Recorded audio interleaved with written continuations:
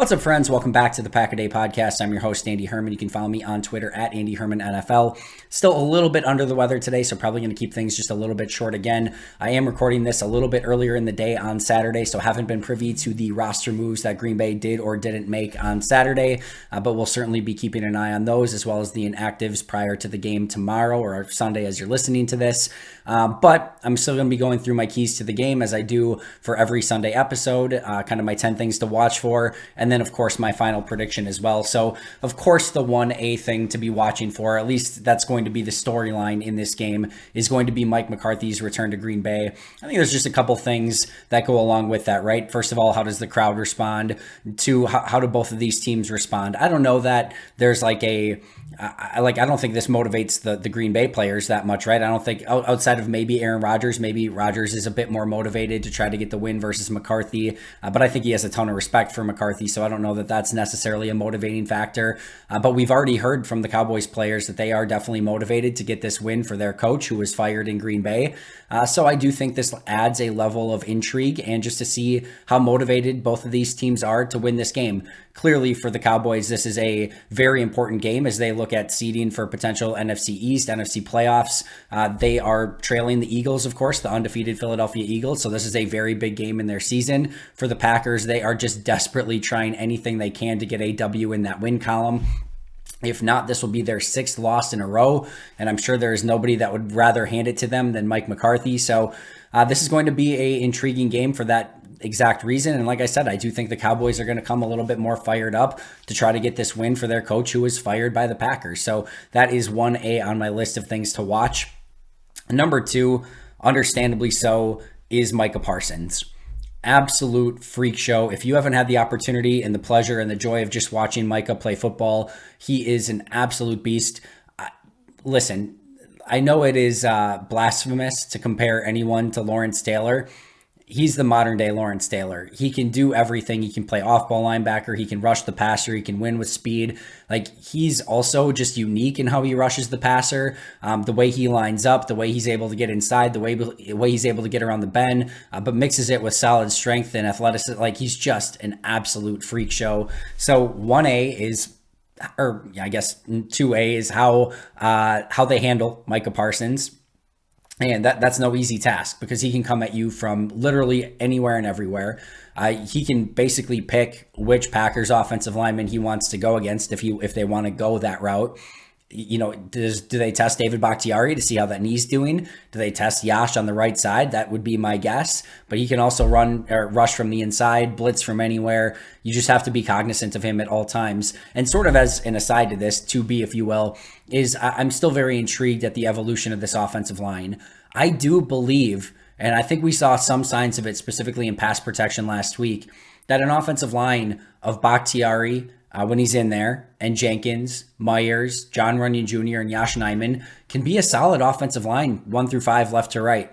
I want to see this offensive line continue to gel together. I'm hopeful that Bakhtiari and Jenkins are both going to be able to go and play the entirety of the game, start really solidifying the left side of that line. I'm still hopeful that Myers and Runyon can kind of turn their seasons around and have much better seasons than they had, especially early in the season. And then I've liked what I've seen from Yash at right tackle so far. So it's sort of like a Micah Parsons. I'm just intrigued to see how the Packers respond to him and him being such a special player. But I also really want to see this offensive line start coming into their own because they should be a good offensive line. They haven't been. There's been some signs as of late, but this needs to be a game where the offensive line really wins up front because whether it's DeMarcus Lawrence, Micah Parsons, the Cowboys are very deep up front.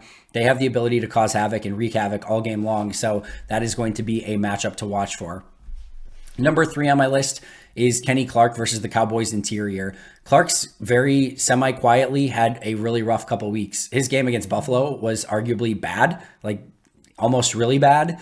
And at best, his game last week against the Lions was completely nondescript. And it's one thing against Frank Ragnow, like you're going to lose some of those sometimes. That's okay. The Bills didn't really have anyone that should have been able to stop Kenny Clark.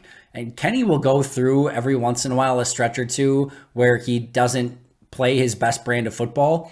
He's usually average instead of bad when that happens. But this is a time where the Packers, especially without Rashawn Gary, need Kenny Clark more than ever. And if he can't get interior pressure on the inside, if he can't win on the inside, this Cowboys team is just going to feed. They're going to eat. They're going to run the ball. They're going to pass the ball. Dak Prescott's not going to be under pressure. This has got to be a heavy lifting game for Kenny Clark and what he can do. And listen, the matchups versus Zach Martin should be epic. But whether it's Biotish or McGovern, like Kenny Clark needs to win those matchups, and he needs to be a menace up front. If he can't be, if this is the same Kenny Clark we saw against the Bills and the Lions, this has the potential to be a very, very long day for the Packers. Number 4, just a matchup I'm looking forward to watching. 2 rookies on the left side of the Cowboys line. Tyler Smith, the rookie offensive tackle, versus Kingsley JJ Enigbare, the Packers rookie edge rusher. This should be a fun matchup. Both of them are talented rookies. Obviously, Smith was a first-round player, a player the Cowboys felt really good about drafting him in the first round. He's played pretty darn well. Enigbare has shown flashes over and over. And this is just a very fun rookie-on-rookie matchup. I expect Enigbare to continue his trend of getting about 1 to 2 splash plays per week. But what I'm really looking for out of Enigbare is a bit more consistency now that he's in the lineup consistently and starting and being what Green Bay is going to need as an impact player. This is a big matchup for him. All right, number 5 on my list. Stop me if you've heard this before. The Packers have to find a way to run the football and run the football successfully and feature Aaron Jones in this game. Yes, I know this has probably been on the list 8 times or 9 times already. This is number 10. Probably going to be on there every other week, but especially against this Cowboys front, you cannot live passing the ball 40 plus times against Lawrence and Parsons in this pass defense of the Cowboys. They will literally eat you alive. And while I think the Cowboys are definitely going to stack the box, make it difficult to run, I still think that's probably your best option to gain yardage and have any level of consistency. We talk about Aaron Rodgers being able to make things happen even when the box is stacked against him. Well, Aaron Jones is the same way. Even when he is in disadvantageous situations, he has the ability to make things happen. And sometimes when teams stack the box, if you can get through that first wave, now they've only got 1 safety. And if you beat that 1 safety, you're gone for a touchdown. Aaron Jones has lived versus the Dallas Cowboys. And clearly Rodgers has as well. This is a team that the Packers have had a ton of success against. But man, got to get Aaron Jones going. Can't live as a pass defense against this team, or let them live in pass defense in this game. All right, next up, number 6 on my list. This feels like it has to be a bit of a Christian Watson game. And I know he hasn't been able to stay healthy. He's been taken out of games. He's had leg injuries, head injuries, chest injuries. I get it. I know that there's a little bit of angst and frustration. A, it's not his fault. But B, it's been clear that this has been a player that Green Bay's wanted to get more involved. They have to find a way to take the top off of this defense, and they've got to find a way to hit some of those explosive plays on the outside. I do think Christian Watson is an extremely talented player, and I think they have to find a way to utilize him more. Even if that's on some end around, some reverses, some screens, some drag routes, like they just got to get the ball in his hands in some capacity. Put him back at kick returner. I don't care. They need explosive plays, and he's one of the few people who can actually give them explosive plays. So need to see a bit more of Christian Watson in this game. All right, number 7 is going to be the Cowboys running backs, Zeke Elliott and Tony Pollard. And kind of interestingly, does Zeke Elliott play in this game? I actually think Tony Pollard is better, so the more carries he gets, I think that's worse for the Packers. I do think the Cowboys are clearly better with both running backs, but I think you would ideally, if you're the Packers, probably see Zeke get the lion's share and Pollard kind of get forgotten. I don't know, sometimes like Aaron Jones has in Green Bay. But either way, this is a dynamic duo that the Packers are going to have to stop. And even if Zeke's out, Pollard is going to get that lion's share, and you're going to have to find a way to control the Cowboys running game. You don't want to keep them able to run the ball consistently and set up play action and just give Dak a ton of time in that regard. So, again, it's going to be extremely important for this Packers defense to limit as much of Pollard and Elliott as they can. And really, like I've said all along, eat their vegetables on early downs so they can get the Cowboys into some 3rd and long situations and hopefully get after the quarterback a little bit. Number 8, heard a lot of people saying that there's a lot of Cowboys fans traveling to this game. Either way, I don't care what percentage is Packer fan, Cowboys fans. Like the Packers have got to find a way to get this crowd involved in a positive way. I guarantee you, this is a Packers crowd that there's not much positivity around Green Bay right now. If Mike McCarthy and the Cowboys get ahead early and the Packers keep making mistakes, this crowd will turn on the Packers. And they've got to find a way to keep that crowd involved, excited, happy, and really engaged and loud, because you don't want Dak in this Cowboys offense just in complete cruise control and able to do anything and able to hear everything and make their checks and their, dummy calls at the line. Like, you want this team extremely frazzled. And if you're going to do that, you need this crowd very heavily involved. You want that home field advantage. And like I said, if you don't give them something to cheer for, you're probably going to get booed off the field rather than have that advantage at your disposal. Definitely important to get the crowd involved early and often.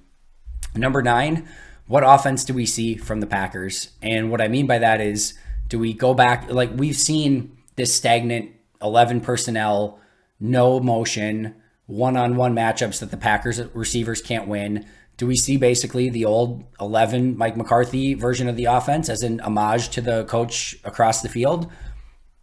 Or do we actually let Matt LaFleur run the offense that he wants to run and do a bunch of motion, and bunch sets and make it so it's not as stagnant, make it so that it's not as predictable?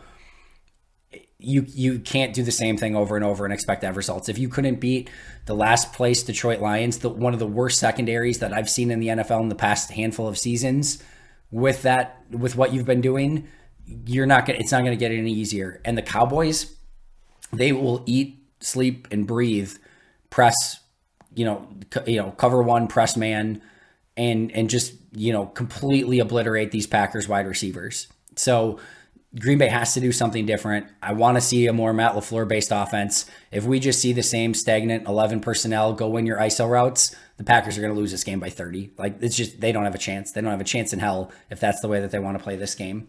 Number 10, do we see a bounce back from Aaron Rodgers? Really, really tough game from Aaron against the Lions when they really needed him to not have a rough game. And we've seen the videos. I've said it this week, not all his fault. There are plays, though, that were available to him where he needed to come through in big moments, and he didn't, and he couldn't. And this is going to be a game where he's facing a very tough defense, where his team needs him to be Superman once again, where he's going against his former coach. And, does he bounce back? Can he play a better brand of football than he did against the Lions? And alternatively, what happens if he doesn't? What happens if he has another game like he did against the Lions? It just doesn't look right, doesn't look like himself. There are going to be a lot more questions if that's the case. I think the truth probably falls somewhere in the middle. This is probably another solid, sound game from Rodgers that doesn't quite get the job done, but he's probably not the one that's to blame. I think he probably bounces back and doesn't have a game anywhere near as bad as he had against the Lions, but I really do want to see how he responds. This is still the highest paid player, leader, captain of this team, and I want to see him bounce back in a major way. He said last week that people are going to want to count him out, and, he still trusts himself and he thinks they can go get the job done. This is game 1 of the rest of your season. Let's see what he can do. Let's see if he can bounce back. And I'm really intrigued to see just how well Aaron Rodgers plays in this game. All right, final prediction. I am going Cowboys 23, Packers 6. I don't think the Packers are going to be able to score on this Cowboys team. This is the most weirdo, bizarro season all over the NFL, so nothing would surprise me anymore. But this Cowboys defense is made to shut down this Packers offense, meaning like the Packers' biggest weakness is press man, cover one, and the Cowboys, they will run that all day, every day. They can get pressure with Micah Parsons and Lawrence on the outside. They can stop the run. They can stack the box. They have the corners to win on the outside against your wide receivers. It's just a really bad matchup. I think the Packers are going to really struggle to put up points. I think the Packers will hold on defense for as long as possible, probably through the first half. Wouldn't surprise me if this was even like a 13-6, game, maybe even like a 10-6 game at halftime. Packers right in it. And then the Cowboys, put up 13 in the second half. The Packers probably put up some drives in the second half and have the opportunity to take points, but are probably trying to get touchdowns instead of field goals and ultimately struggle in the red zone again. I just don't think this game plays out very well for Green Bay. But I've certainly been wrong on predictions before. Hopefully I'm wrong again. Hopefully Green Bay can get a win, and it's something that finally gets them a win in the win column, can send them in a positive direction. But I am... I'm not optimistic about this one. Let's just put it that way. Either way, excited to see how this team responds. Excited to see some of these younger players, the JJ and Igbares. I don't think we're going to see a ton of Zach Tom if everyone's healthy, and hopefully everyone's healthy. But Christian Watson, Quay Walker, a lot of young talent that's going to get a lot of playing time in this game, and excited to watch those guys, see how they respond, and just see if this team can get things headed back in the right direction. So quick recap: McCarthy's return to Green Bay, Micah Parsons versus this Packers offensive line, Kenny Clark versus the Cowboys interior, and just the overall importance of Kenny Clark, and Igbari versus Tyler Smith. Find a way to get Aaron Jones involved. Christian Watson, got to make him super involved in this game and get some explosive plays out of him. Control Zeke Elliott and Tony Pollard. Get and keep the crowd involved. What offense do we see? Can we get a bounce back from Aaron Rodgers and ultimately try and get a win in this game? But I'm predicting Cowboys 23, Packers 6. That does it for me today. I'll be right back here tomorrow with a recap show to review everything that happened in Packers Cowboys and where Green Bay goes from here. But until next time, and as always, go Pack Go.